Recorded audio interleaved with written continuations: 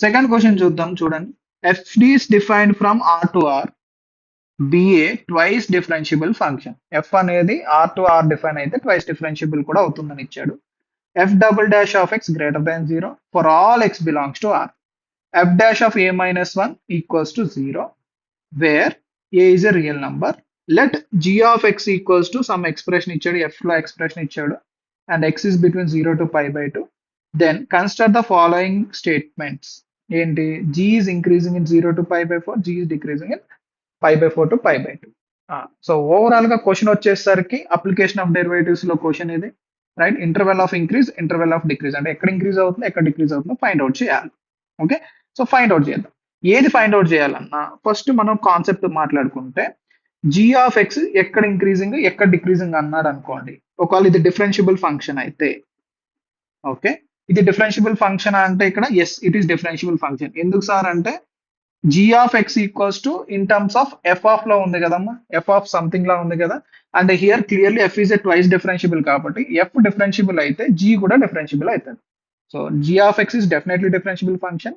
So ఒక differentiable function తీసుకుంటే అది ఇంక్రీజింగ్ ఎక్కడ అవుతుంది, డిక్రీజింగ్ ఎక్కడ అవుతుంది అంటే g డాష్ ఆఫ్ ఎక్స్ దాని యొక్క డెరివేటివ్ ఎక్కడైతే పాజిటివ్ అవుతుందో అక్కడ ఫంక్షన్ ఇంక్రీజ్ అవుతుంది, రైట్?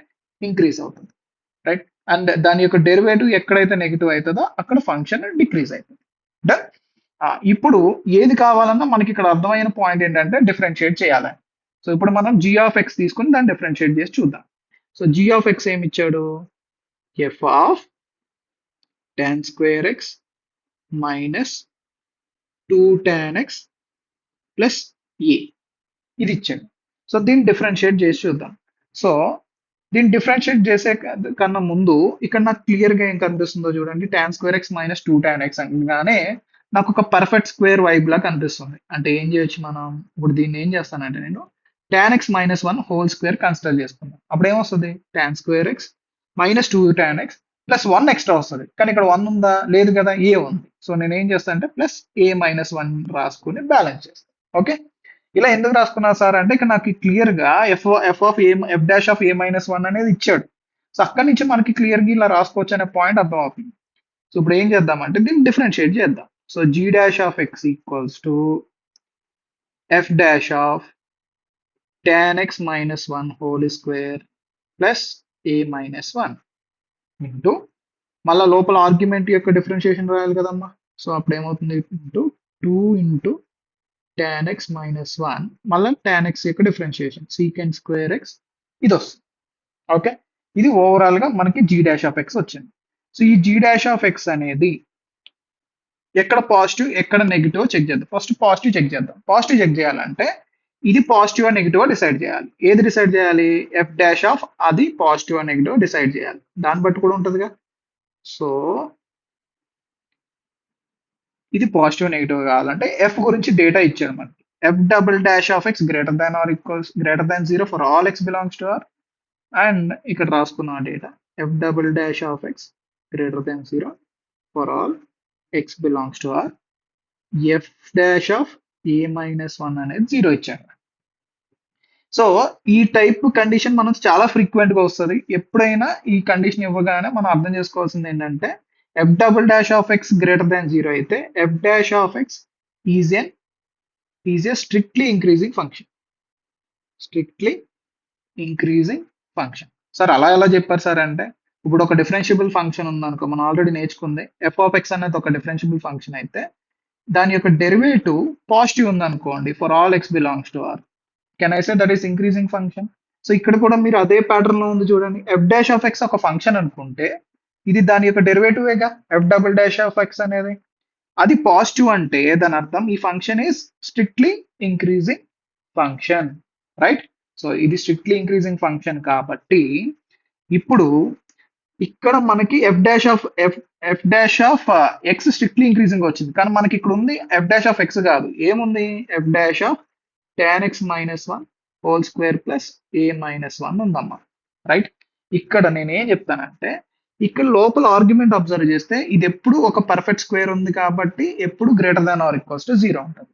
అంటే ఈ వాల్యూ అంటే ఈ లోపల ఉన్న ఆర్గ్యుమెంట్ వాల్యూ అనేది is always greater than or equals to A minus 1. So what I meant to tell is tan x minus 1 whole square plus a minus 1 అనేది ఎప్పుడు కూడా a minus 1 ఉంటుంది. సో ఎప్పుడైతే ఈ రిలేషన్ ఉంటుందో దీనికి నేను ఎఫ్ డాష్ అనేది అప్లై చేశాను అనుకోండి. సో బేసిక్ గా ఒక ఇన్ఈక్వాలిటీకి మనం ఒక స్ట్రిక్ట్లీ ఇంక్రీజింగ్ ఫంక్షన్ అప్లై చేస్తున్నాం. అప్లై చేస్తే సేమ్ ఇన్ఈక్వాలిటీ మెయింటైన్ అవుతుంది, రైట్?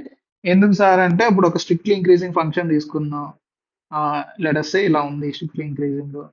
ఇక్కడ x1 తీసుకున్నా, ఇక్కడ x2 తీసుకున్నా. క్లియర్ గా x1 is less than x2.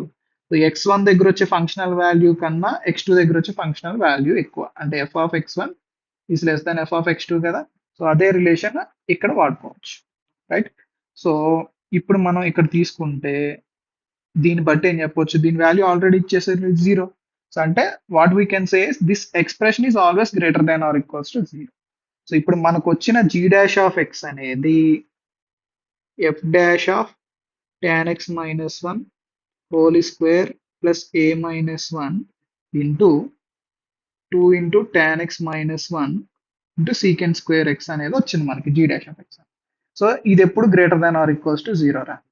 Secant square X perfect square కాబట్టి ఇది కూడా greater than or equals to 0. ఇది అసలు 0 కూడా అయ్యే ఛాన్స్ లేదు. సీకెంట్ స్క్వేర్ ఎక్స్ గురించి తెలిసిందే కదా మనకి, పాజిటివ్ అని తీసుకున్నాం, రైట్? నెక్స్ట్ ఇప్పుడు మొత్తం ఎక్స్ప్రెషన్ అంతా ఈ ఓన్లీ ఒక టర్మ్ మీద డిపెండ్ అయ్యింది. సో మనకి tan x మైనస్ 1 ఎక్కడ పాజిటివ్ అయితే అక్కడ ఇంక్రీజింగ్. సో ఎక్కడ పాజిటివ్ మనకి ఏ రీజియన్ లో చూడమన్నాడు వీడు, x బిలాంగ్స్ టు 0 టు π/2 లో చూడమంటాడు.